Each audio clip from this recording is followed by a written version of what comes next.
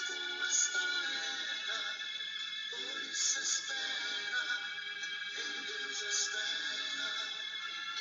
Sei que essa palavra ao amanhecer, com o pastor Antônio Freire. Não vos conformes com esta era, por isso espera, em Deus espera. Meus queridos irmãos, a paz do Senhor, bom dia. Graças ao nosso Deus, estamos de volta. Vamos meditar na palavra do nosso Senhor e hoje nós vamos ter um encontro com a família de Jesus. Como deveria ser agradável, apesar das aflições do dia a dia, a família de Jesus na convivência com Ele. Naquele tempo não se tinha um culto à hipocrisia, à indiferença, ao faz de conta. Era muito importante pessoas reais, pessoas verdadeiras. E Jesus representava o principal de todos os elementos, a verdade absoluta, a seriedade absoluta, a franqueza absoluta, a lealdade absoluta. Jesus deveria ser uma extraordinária experiência conviver com Jesus, apesar dos desgastes da convivência. Toda convivência tem desgaste. Nós encontramos em todas as famílias, da casa do Adão, até hoje, e enquanto existir família na terra. Mas a família de Jesus, com certeza, teve um privilégio que ninguém mais teve e deve ter sido uma marca muito profunda. Agora, a família de Jesus, a família humana de Jesus e a família espiritual, a família fraternal. E nós vamos meditar. Marcos 3, 31 a 35. Com esta leitura, nós vamos entender melhor a questão da família de Jesus. Marcos 3, 31. Chegaram então seus irmãos e sua mãe, e estando fora, mandaram-lhe chamar. E a multidão estava sentada ao redor dele, e disseram-lhe: Eis que tua mãe e teus irmãos te procuram, e estão lá fora. E ele respondeu-lhes, dizendo: Quem é minha mãe e meus irmãos? E olhando em redor, para os que estavam assentados junto dele, disse: Eis aqui minha mãe e meus irmãos. Porquanto qualquer que fizer a vontade de Deus, esse é meu irmão e minha irmã e minha mãe. A religião, na grande maioria, a religião tem uma composição, tem um tecido chamado mentira.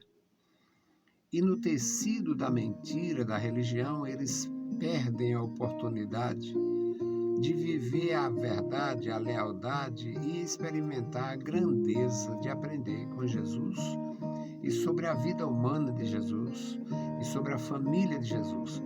Criaram o maligno dogma da virgindade perpétua e deixaram de honrar a mãe de Jesus Cristo como uma mulher, como uma dona de casa, como uma esforçada mãe para cuidar de muitos filhos, e era o que ela tinha. Ela tinha 4 filhos, que a Bíblia nos apresenta pelo nome. Em Mateus, no capítulo 13, nós temos os nomes de todos eles. O Senhor Jesus, que era o primogênito, e os outros 3, o Simão, o José e o Judas. Aliás, o Tiago, o José e o Judas. Resultado, meus irmãos, Jesus estava fazendo a obra de Deus. Jesus não veio simplesmente para cultivar amizades ou eu ser um bom filho. Jesus veio para realizar a nossa salvação. E era com o custo, com o preço da sua vida. Então ele estava para fazer a vontade de Deus. Ele veio para fazer, para executar, para realizar a redenção do homem. E ele não tinha nenhum outro pensamento ou visão, porque esta era a sua missão. E nós não entendemos, não aprendemos isso em escola, não. Nós aprendemos na palavra, na maior pureza e simplicidade. Na oração de Jesus, ele diz: Pai, passa de mim este cálice, mas foi para isto que eu vim. Ou seja, seria interessante eu não passar por toda essa humilhação, todo esse sofrimento, mas eu não cumpriria a missão. E se é esta a maneira de cumprir esta missão, então faça-se a tua vontade. Jesus foi perfeito em tudo. Então Jesus estava no auge da missão. Ele não tinha muito tempo, não parava. Ele não parava. Aqueles 12 discípulos eram um tempo integral com ele, se deslocando em todas as direções. E é claro que quando você está fora de casa, às vezes você tem o que comer, às vezes não tem o que comer. Havia grandes dificuldades no ministério de Jesus. É tanto que o Pedro, numa certa ocasião, disse: nós deixamos tudo e te seguimos, o que vai ser de nós? Porque eles tinham realmente deixado tudo. E ele, na sua missão, já tinha havido muitos comentários lá: ora, ele está fora de si, ele não para comer, ele não é direto e tal. E a família dele estava preocupada, não só por ele fisicamente, mas pelos problemas com os fariseus, pelos problemas com os sacerdotes, pelas, as rejeições. E eles foram com a intenção de levá-lo para casa, de convencer a descansar um pouco, quem sabe, a dar uma parada e tal. E chegou o momento. Eles chegaram lá e não dava para esconder. Tinha uma multidão e ele estava dentro daquele ambiente, naquela casa, estava ensinando. Então os irmãos são mencionados primeiro, os irmãos e a mãe dele. Chegaram então seus irmãos e sua mãe, e estando fora mandaram-no chamar. A multidão que estava sentada ao redor dele, tinha gente, estava ali aquele auditório, aquele ambiente cheio. E ouviu o mensageiro: eis que tua mãe e teus irmãos te procuram, eles estão lá fora, querem falar-te. E ele lhes respondeu dizendo: quem é minha mãe? E quem são meus irmãos? A família humana nunca deixou de ser muito importante. A minha família humana é muito importante para mim. Muito embora não seja a minha família biológica, essa família que eu tenho. A minha família biológica, nós nos separamos quando eu fui separado. Mas Deus me deu uma família literal, que eu conto, e Deus me deu muitos irmãos, muitos amigos, e eu diria pais e mães na Igreja do Senhor Jesus. Eu não teria o que reclamar da Igreja de Jesus. Eu não tenho o que reclamar. em termos de atenção, de amizade, de lealdade, de ajuda, e o meu Deus cuidou tanto de mim, mas cuidou tão bem de mim que quando os cristãos que estavam por perto não correspondiam, Deus me deu pessoas descrentes. Eu convivi com 2 famílias descrentes. Uma inesquecível. 2 famílias descrentes. Uma foi inesquecível. Então, meus queridos, a família humana tem um peso profundo na nossa experiência. A mãe é a nossa genitora. O pai é o nosso genitor. Os irmãos são os nossos iguais, nascidos do mesmo casal ou não, porque às vezes tem irmão só por parte de pai, irmão só por parte de mãe, são muito importantes. A família humana tem um peso muito grande em relação a Deus, em relação à nossa vida social e espiritual. Mas para o Senhor Jesus estava em primeiro lugar a família fraternal, aquele, digamos, o protomaterial da fabricação da igreja. Jesus, até Mateus capítulo 16, Jesus ainda estava dizendo: eu edificarei a minha igreja. Jesus não fundou a igreja, ele fez a base. A igreja foi sendo edificada pelos homens e pelo Espírito Santo.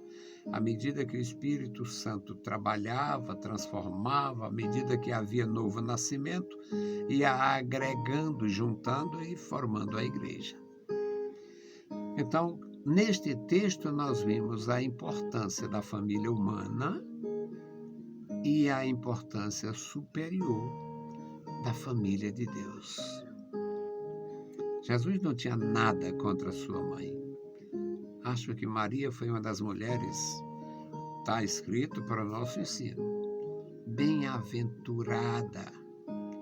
Bem-aventurada, todas as nações me chamarão bem-aventurada, todas as gerações me chamarão bem-aventurada. Bem-aventurada. Então, quem tem uma mãe como Maria era, não teria jamais qualquer coisa contra ela.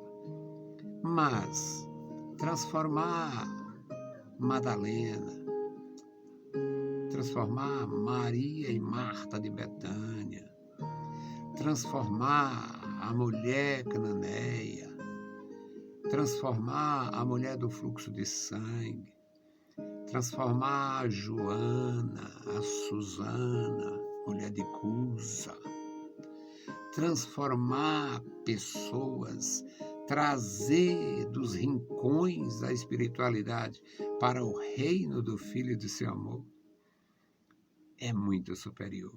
E Jesus tinha esta missão. E esta missão foi levada a efeito de uma forma tão profunda que ele apontou para aqueles que estavam ouvindo atenciosamente, ansiosamente, sedentamente as suas maravilhosas palavras, ele estendendo a mão, olhando ao redor os que estavam assentados, ele diz: eis aqui, olhando ao redor os que estavam sentados junto dele, disse-lhe: eis aqui minha mãe e meus irmãos. Meus queridos, a família humana é muito importante. A família de Deus tem superioridade. Deus abençoe você de uma forma profunda. Seja zeloso, amoroso, cuide bem da família que Deus te deu, a família biológica, a família afetuosa, aquela família que te adotou, se for o caso, parecido com o meu. Ame, mas a igreja de Jesus em primeiríssimo lugar. Está em primeiríssimo lugar no coração dele e no meu. Que esteja também no teu. Vamos fazer a intercessão e hoje a nossa intercessão é por irmãos que não estão congregando. Eu não tenho essa experiência e não quero. Estou muito feliz congregando vizinho à minha casa, com a minha esposa. Ela tinha dito que quando a gente entregasse a igreja que dirigíamos, iríamos estar ali. E eu fui recebido como pastor benemérito, um pastor que fez um bem, deu um copo d'água aos irmãos, tempo deste, há uns anos atrás. E estou muito bem.